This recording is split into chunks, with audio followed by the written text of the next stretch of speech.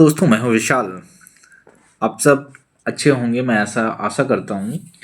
और आज के इस वीडियो में मैं अपने एक तरह से दर्द कह सकते हैं, या फिर एक तरह से सरकार का विरोध कह सकते हैं, या एक तरह से कह सकते हैं कि कुछ अपनी भविष्य की जो संभावनाएं हैं उसको व्यक्त करने के लिए आ गया हूँ। मैं ये इतना कहना चाहता हूँ कि अभी जो कि प्राइमरी स्कूल उत्तर प्रदेश सरकार में जो मर्ज करने की जो उनकी अभी नीति है, इसके अंतर्गत ऐसा बताया जा रहा है कि 5,000 प्लस स्कूलों को मर्ज किया जा रहा है, जिसमें संख्या 20 से कम हो या 20 से 50 के बीच में जो छात्र छात्राओं के जिन विद्यालयों में संख्या कम होगी उसको दूसरे विद्यालयों में मर्ज किया जाएगा। अब इससे क्या होगा कि आने वाले समय में 2018 के बाद पहली बात तो वैकेंसी आई नहीं। सेकंड थिंग क्या है कि अब आने वाले जो समय में जो वैकेंसीज के लिए रिक्तियां निकलती भी, तो ऐसे में लगभग 50-60 हज़ार तो पद ऐसे ही ख़त्म हो गए अगर 5,000 स्कूल को अगर मर्ज किया गया तो। और उसके बाद कुछ लोग 5,000 बता रहे हैं, कुछ लोग 27,000 बता रहे हैं। ये तो गवर्नमेंट का जो गजट है या फिर जियो है, वो तो जब फाइनलाइज एक डिसीजन आएगा उसके बाद ही पता चलेगा कि कितने विद्यालयों को एक दूसरे में स्थानांतरण करके उसको मर्ज किया गया है। जैसा कि जो कि हमारा राइट टू एजुकेशन है, शिक्षा नीति जो हमारी कहती है कि उत्तर प्रदेश सरकार में जब माध्यमिक शिक्षा की हम बात करते हैं तो किसी भी गांव में जो प्राथमिक विद्यालय होता है वह केवल मात्र 1 किलोमीटर की दूरी पर होता है।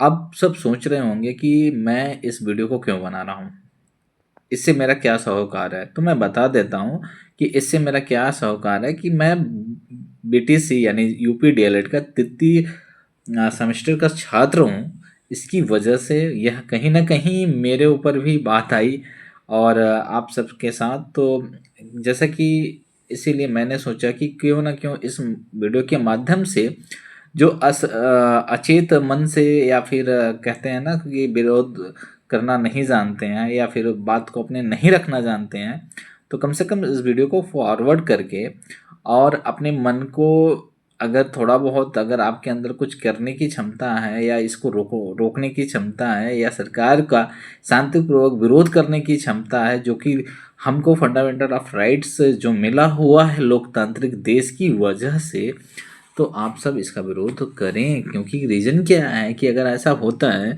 तो पहली बात तो आप बीटीसी करते हो, डिलीट करते हो, 2 वर्ष का जो कोर्स है आज का जो गवर्नमेंट का शेड्यूल प्लान है वो 3 या 4 वर्ष में कंप्लीट हो रहा है। देख रहे हैं ना आप सब कि एक सेमेस्टर कंप्लीट करने में जो शेड्यूल होता है 6 महीने का, वो शेड्यूल जा रहा है करीब 9 से 10 महीने।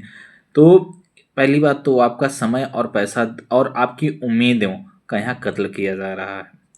तो आप सोच सकते हैं अगर आपने डीएलएड या ऐसा कोई कोर्स कर किया है कि हम प्राइमरी स्कूल के अध्यापक बन जाएंगे या भविष्य में अपने आप को अध्यापक के रूप में देखना चाहते हैं, तो शायद यह अब पॉसिबल उत्तर प्रदेश में तो नहीं है।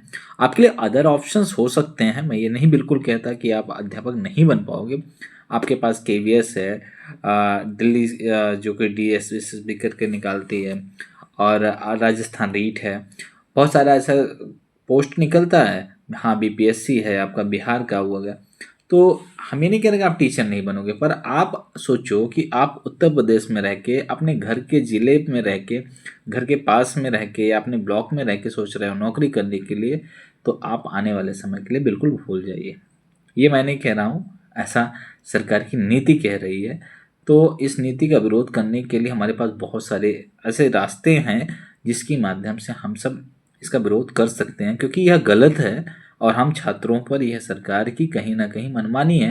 क्योंकि इनके पास जो रिक्तियां हैं, उन्होंने मतलब शिक्षा मंत्री तो यही कहते हैं कि जो हमारा अनुपात क्या कहता है कि बच्चे कम हैं और हमारे टीचर ज़्यादा हैं। तो ऐसा हो रहा है, तो बहुत सारे डिपार्टमेंट हैं। हम तो सोचते हैं कि सारे डिपार्टमेंट को भी सोचना चाहिए, जिनके पास ज़्यादा काम हो और जिनके पास काम नहीं हो सबको ट्रेनिंग दिला के मर्ज कर दें। क्यों सरकार का इतना बजट जा रहा है और हम टैक्स पेयरों को पैसा का बहुत ज़्यादा दुरुपयोग किया जा रहा है। ठीक है, हम तो इतना मानते हैं कि अगर आपको, जब जानते हैं कि आपके पास शिक्षा पे खर्च करने के लिए कोई बजट नहीं है, ठीक है, ऐसा लग रहा है क्योंकि आप हर जगह जीएसटी तो लेते हो पर खर्च करना नहीं जानते हो। ठीक है। अब चाहे SGST की बात करूँ, चाहे CGST की बात करूँ, ठीक है, वो सब जगह यही हो रहा है। तो विरोध करने का मतलब बस तात्पर्य इतना है कि जो हो रहा है, ये बिल्कुल गलत हो रहा है और मैं कतई इस चीज़ का मतलब सपोर्ट नहीं करता, यानी समर्थन नहीं करता। आशा करता हूँ कि आप सब इस वीडियो को देखे होंगे और अपने मन का जो मेरे भड़ास थी, मैंने तो निकाल दिया। और रही बात, अगर कुछ भी इसके विपक्ष में अगर होता है कि हाँ कोई क्योंकि मेरे पास थोड़ा टाइमिंग का भी शॉर्ट आउट रहता है, मैं पढ़ता रहता हूँ तो थोड़ा सा टाइम नहीं मिल पाता। और रही बात अगर कुछ भी होता है तो मैं उसके लिए मैं अपना फुल हैंड सपोर्ट देने के लिए तैयार हूँ।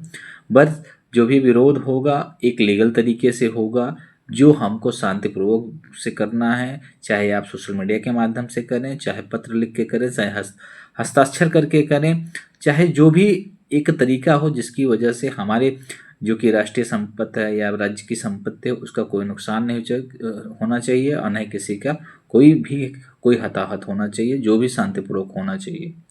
मैं हमेशा इस चीज़ का सपोर्ट करता हूँ कि कोई न्याय व्यवस्था जो चीज़ें प्रणाली बनी है उसको हम रूल एंड रेगुलेशन को अपना कर ही, यानी उसको फॉलो करके ही हम किसी चीज़ का विरोध कर सकते हैं। आशा करता हूँ कि आपने मुझे सुना और अपने विचार को रखा। जैसा भी कुछ हो आप ज़रूर कमेंट में बताइएगा। ठीक है, मिलते हैं किसी और टॉपिक पर और किसी और वीडियो पर। आज के लिए बस इतना ही। धन्यवाद।